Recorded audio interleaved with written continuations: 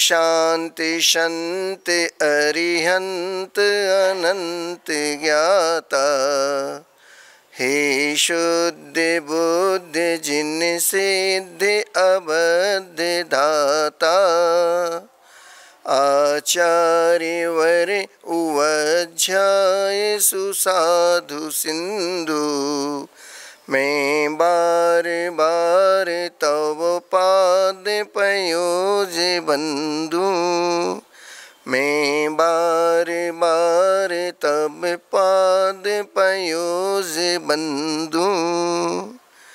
संत श्रोमणी आचार्य भगवंत गुरुदेव विद्यासागर महामुनिराज जी की जय। देवादिदेव श्री अजितनाथ भगवान की जय। ज्येष्ठ मुनिराज श्री ब्रह्म सागर मुनि महाराज की जय। पूज्य मुनिवर श्री निर्मल सागर जी, निसर्ग सागर जी, श्रवण सागर मुनि महाराज की जय। तीन कमनौ कोटि महामुनि राजों की जय। श्री बंधाजी अतिशय क्षेत्र जी की जय। प्यारी प्यारी भव्यात्माओं, विगत 4 दिन से श्रावक के अष्टमूल गुणों की चर्चा हम और आप यहाँ पर बैठकर कर रहे हैं, सुन रहे हैं और उन गुणों को अपने में अवधारण करने का प्रयास और पुरुषार्थ कर रहे हैं। वह राजा सूर्यवंश जो प्रजा का पालक भी था और जैन धर्म का सच्चा अनुयायी भी था और श्रावक धर्म का पालन करता था। तो पूछा था श्रावक धर्म कौन है, कैसा है। तो श्रावक की भी आपको चर्चा व्याख्या बताई संक्षिप्त से और धर्म की भी बताई थी। और उस श्रावक के अष्टमूल गुण हुआ करते हैं, समय समय पर उसकी संक्षिप्त व्याख्या विस्तार से ना करते हुए, जिसमें हमारा आचरण भी शुद्ध हो और हमारा जीवन पवित्र बने, इस मंगल कामना के साथ प्रतिदिन अपन इस चर्चा को करते हैं। प्रतिदिन उन अष्टमूल गुणों की चर्चा करते हुए एक एक गुणों की अपन ने संक्षिप्त व्याख्या की, चर्चा की, सुना, समझा और अवधारित करने का प्रयास और पुरुषार्थ किया। राजा सूर्यवंश अपनी महारानी के साथ रात्रि में शयन कक्ष में शयन कर रहे थे कि रात्रि के तीसरे प्रहर व्यतीत होने पर प्रहरी ने जैसे ही घंटे का नाद किया और चतुर्थ प्रारंभ होने की सूचना दी, उसी समय महाराज सूर्यवंश और महारानी अपनी सैया से उठ जाते हैं और वहीं पर बैठे बैठे एक कायोत्सर्ग करते हैं और वहीं सैया पर ही उठकर बैठते कायोत्सर्ग करके जिनेंद्र प्रभु को परोक्ष में नमस्कार, प्रणाम, नमोस्तु निवेदित करते हैं और सैया से उतरकर हाथ पैर मुँह धोकर पुनः अपने आसन को ग्रहण करते हैं और सामायिक में लीन हो जाते हैं। वह सामायिक क्या है? वहाँ पर आचार्य भगवान कहते हैं कि मुनियों के लिए भी 6 आवश्यक कहे गए। उनमें समता समारें, थुति उच्चारें, वंदना जिन देव की, नित्य करें प्रत्याख्यान, प्रतिक्रमण, कायोत्सर्ग आदि ये जो 6 आवश्यक हैं, उसमें महाराज भी अपनी तीनों संध्या कालों में सामायिक करते हैं और किए हुए दोषों की आलोचना करते हुए प्रतिक्रमण करते हैं। तो पहले प्रतिक्रमण किया जाता है, स्वकृत अपराधों की क्षमा मांगते हैं। तो ऐसे उस सूर्यवंश से श्रावक ने भी, महाराजा ने भी अपने द्वारा किए हुए रात्रि में कृत कार्यत अनुमोदना के साथ उस प्रतिक्रमण पाठ को किया, जिसके द्वारा उन्हें दोष लगे हों तो उन दोषों की आलोचना, निंदा, ग्रहा, अपराधों की क्षमा याचना उन्होंने उस प्रतिक्रमण पाठ के माध्यम से की। वह प्रतिक्रमण पाठ द्रव्य भी होता है और भाव प्रधान भी हुआ करता है। तो द्रव्य की नहीं, भावों की प्रधानता जिन धर्म में कही गई है, तो वह भाव के साथ भगवान से प्रतिक्रमण करते हुए तस्मिच्छामि दुक्कड़म, अपने किए हुए अष्टमूल गुणों में जो दोष लगा उनका वह प्रतिक्रमण करता है, क्षमा याचना करता है और उसके बाद चारों दिशाओं में खड़े होकर एक कायोत्सर्ग और 3 बार बाएं से दाएं से बाएं, जिस प्रकार से घड़ी का पेंडुलम घूमता है, कांटे घूमते हैं, वैसे ही वह सामायिक की विधि को प्रारंभ करता है और 3 आवर्त और 1 प्रणाम श्रोणति ऐसे करके 12 आवर्त और 4 श्रोणति करके वो विधि आपको बताएंगे। उसमें वह सामायिक के लिए संकल्पबद्ध होता है और आसन बिछाकर पुनः वह जमीन पर महाराजा सूर्यवंश और अपनी महारानी सहित बैठ जाते हैं और प्रतिक्रमण जब कल किया था, आज उसके पुनः सामायिक में लीन होते हैं। वह सामायिक क्या कहलाता है?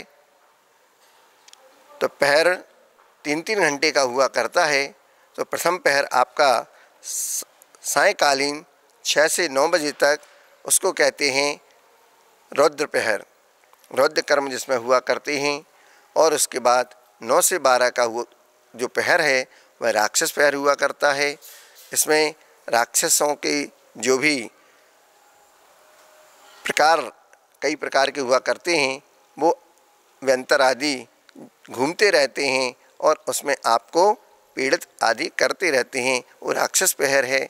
और उसके बाद तीसरा पहर रात्रि 12 बजे से 3 बजे तक का वह गंधर्व पहर कहलाता है, जिसमें आपको सुमधुर आवाज़ें, मंदिरों में घंटी, नाद, जयकारे के शब्द आदि सुनाई देते हैं।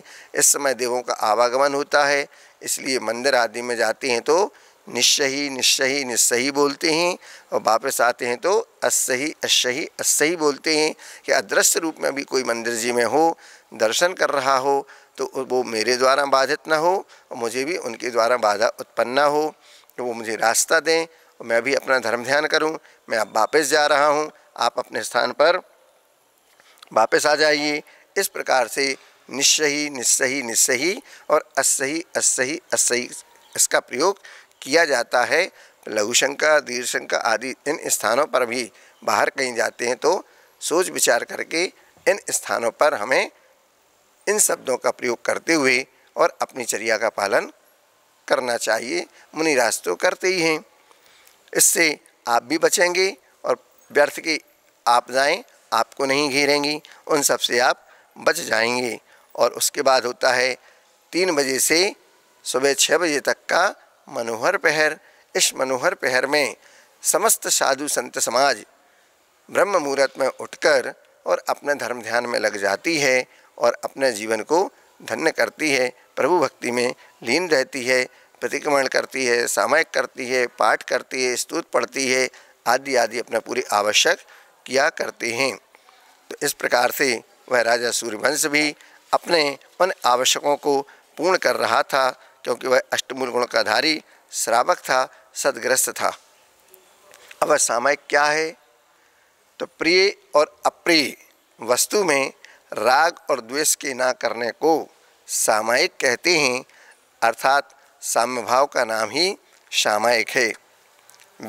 वीतराग मुनिराज आप छेड़ाला में पढ़ते हैं, समता सम्हारें थुति उचारें, तो वो तो समता अर्थात सामायिक में ही लीन रहते हैं और उनका तो सामायिक चारित्र ही हुआ करता है मुनि महाराज का। लेकिन जो ग्रस्त श्रावक हुआ करता है सामान्य से भी सामायिक करता है, और 2 प्रतिमा 3 प्रतिमा तो तीसरी प्रतिमा का नाम ही सामायिक प्रतिमा है, और जिनकी 2 प्रतिमा होती है तो कम से कम 2 समय 2 संध्या कालों में सुबह और शाम की तो वो सामायिक ही करता है। और जब तीसरी प्रतिमा हो जाती है सामायिक प्रतिमा तो वह दोपहर में भी सामायिक करता है। इस प्रकार 3 संध्या कालों में वह सामायिक को करता है। वह निश्चित नियत काल के लिए हुआ करती है, उसके बाद वह अपने कार्यों में लग जाता है। लेकिन मुनिराज का तो यम रूप में ही सामायिक चारित्र हुआ करता है और उनका तो क्षमता समारे हर समय वो 24 घंटे समता में ही रहते हैं। इस प्रकार से उनका सामायिक चारित्र होता है। तो वह वीतराग मुनिराज क्षमता संहारें, हमेशा समता सामायिक करते हैं और उनका सामायिक चारित्र होता है, परंतु श्रावक का नियम रूप से होता है, कम से कम 48 मिनट का तो होता ही है। ऐसा वह नियम लेकर सामायिक करता है। रागद्वेष पूर्ण उसका फिर पुनः व्यापार चालू हो जाता है, पुनः वह प्रतिक्रमण करता है, फिर सामायिक करता है और अपने संसार को सुव्यवस्थित तरीके से चलाता रहता है और अपने अणुव्रतों का पालन किया करता है। अब सामायिक क्या है?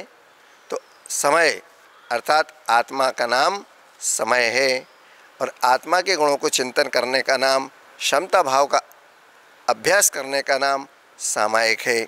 सुख दुख, लाभ हानि, मान अपमान, जीवन मरण, निंदा प्रशंसा, शत्रु मित्रता आदि विषमताओं में राग द्वेष नहीं करने का नाम समता है। वह स्वभावतः आत्मा में स्थिर रहना, उसका नाम सामायिक है। श्रावक और साधु दोनों ही सामायिक किया करते हैं। श्रावक के सामायिक नियत काल की हुआ करती है, परंतु साधु का जीवन तो पूरा समतामय ही होता है। फिर भी वह प्रतिदिन संध्या कालों में सामायिक किया करता है और साधुओं के 6 आवश्यक में तो सामायिक ही कही गई है।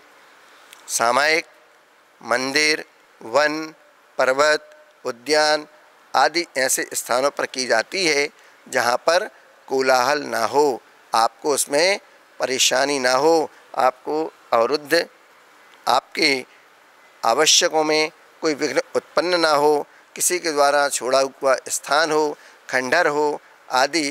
तो ऐसे किले में, गुफाओं में आदि में भी आप बैठकर उस समता सामायिक का लाभ ले सकते हैं। सामायिक के बीच में ऐसी कोई बाधा या अन्य प्रकार का उपसर्ग आ जाए तो भी उसे सहन करना होता है। इसमें भी हमारी असंख्यात गुणी कर्म निर्जरा हुआ करती है। सामायिक खड़े होकर या बैठकर, पद्मासन से, सुखासन से या फिर कायुसर्ग मुद्रा में खड़गासन, उसमें भी उत्तर या पूर्वी की ओर मुख करके तथा अपनी गोद में बाएं हाथ के ऊपर दाएं हाथ रखकर की जाती है। सामायिक के प्रारंभ में व अंत में चारों दिशाओं में प्रत्येक दिशा में उस दिशा संबंधी मुनिराज, चैत्यालय आदि की वंदना करते हुए एक प्रणाम, 3 आवर्त और जोड़े हुए हाथ, इनको बाईं ओर से दाहिनी ओर की ओर ऐसा गोलाकार घुमाते हुए एक श्रोणति और 3 आवर्त होते हैं। इस प्रकार बैठकर, खड़े होकर ही कम से कम 2 घड़ी 48 मिनट तक आत्मचिंतन आदि करते हैं। अंत में पुनः चारों दिशाओं में प्रणाम, आवर्त व श्रोणति कर लेते हैं। सामायिक के समय सभी प्रकार के परिग्रहों का तथा विकल्पों से रहित होकर तत्वों का, 12 भावनाओं का, निज स्वरूप आदि का चिंतन किया जाता है। यह भी चिंतन किया जाता है कि संसार में दुखी दुखें, सुख नाम की तो कोई चीज़ है ही नहीं, और जो कुछ भी हम जिसको सुख मानते हैं वो केवल सुख का आभास है, पूर्ण सुख नहीं है। क्यों नहीं है? एक छोटे से उदाहरण से समझते हैं। आपको बहुत अच्छा मीठा पसंद है और 2-3 दिन हो गए आप माँ से बोल रहे थे घर पे, लेकिन माँ कार्यों में इतनी अधिक व्यस्त थी कि उसको समय नहीं मिल पा रहा था। जैसे अभी दीपावली आने वाली है, घरों में सफाई होने वाली है, सब कुछ अपने अपने कार्यों में लग जाएंगे, तब आपको अलग से मीठा कहाँ से बना के दी वो? क्योंकि आपको जो चाहिए उसके लिए समय लगता है। और वो कौन सा मीठा है? आपको चाहिए काले द्रव्य गुणस्थान तक हुआ करते हैं। आर्त ध्यान की चिंता और इसके पश्चात जो करता है वह आर्त ध्यानी होकर नीचे ही नरक का गामी होता है, ऊपर वह उठ नहीं सकता है। इस प्रकार से आर्त ध्यान को हम छोड़ें और धर्म ध्यान में लगें, इस मंगल भाव को भी भाते रहना चाहिए। उसके बाद क्रम आता है रौद्र ध्यान का। क्रूर परिणामों से उत्पन्न हुए ध्यान को रौद्र ध्यान कहते हैं। वह भी 4 प्रकार का हुआ करता है: हिंसानंद, मृषानंद, चौर्यानंद, परिग्रहानंद। इन सब में आनंद मनाना, जैसे हिंसा में आनंद मानना, झूठ बोलने में आनंद मानना, चोरी करने में आनंद मानना, और परिग्रह को तो कोई मानते ही नहीं कि पाप है, इसलिए इकट्ठा करते जाओ संग्रह, 1 अलमारी, 2 अलमारी, 3 अलमारी, बैंक बैलेंस, गाड़ी बंगला सब। और अंत में क्या है तुम्हारा परिचय? तो बोले सेठ जी तो जिंदगी भर कमाते रहे, धन धन धन लगे रहे उसी में, और आज खबर आ गई कि सेठ जी का हो गया निधन। अब कहाँ गई वो गाड़ी बंगले, वो धन संपत्ति? महल खजाने अटारी सब यहीं पड़े रह जाना है, बस मुट्ठी भर राख हमारी एक कीमत, उसको हमें चुकाना है। उसके लिए हमें अपने पूर्वजों का और अपने जिस कुल में जन्म लिया उसका कर्ज चुकाना है। तो उसके लिए हमें भगवान की आज्ञा मानकर धर्म ध्यान में लग जाना है। वह कैसा है रौद्र ध्यान? तो हिंसा करने में छोटे छोटे बच्चे रहते हैं, घर में चींटी आदि दौड़ते रहते हैं, उनको वह पकड़ता है, दबाता है, भली नहीं छोड़ेगा लेकिन वो चिल्लाता है बेटा ऐसा नहीं। तो ऐसा उनको सिखाना भी है कि ऐसा करने पर हमें हिंसा का दोष लगता है, पाप लगता है। तो हिंसा करने में, उसकी अनुमोदना करने में, उसमें आनंद मानने में, अभी दशहरा आ रहा है, आप देखने जाएंगे दशहरा को, उसमें क्या होता है देख लो आप।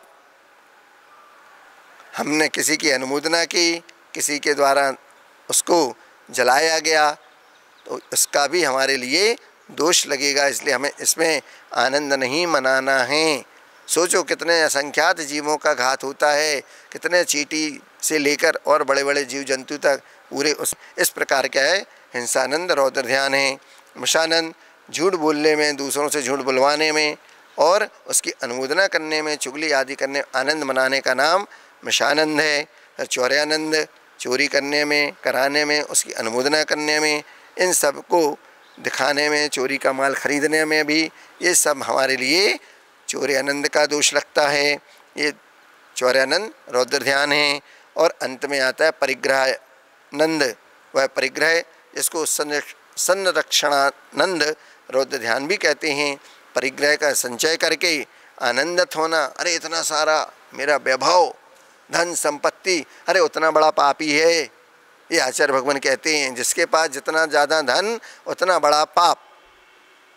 रोज़ कमाना रोज़ खाना, वो तो छोटा सा आदमी है, पाव भर आटे को लगा रहता है, उसकी ज़्यादा बड़ी उसकी कोई आवश्यकता भी नहीं होती और ज़्यादा उसके सपना भी नहीं होती। लेकिन जो लखपति करोड़पति है वो अरबपति बनना चाहता है, संसार में अपना राज करना चाहता है। तो जो जितना बड़ा वो उतनी बड़ा पापी। ये आचार्य भगवान कहते हैं, मैं नहीं कह रहा हूँ ये।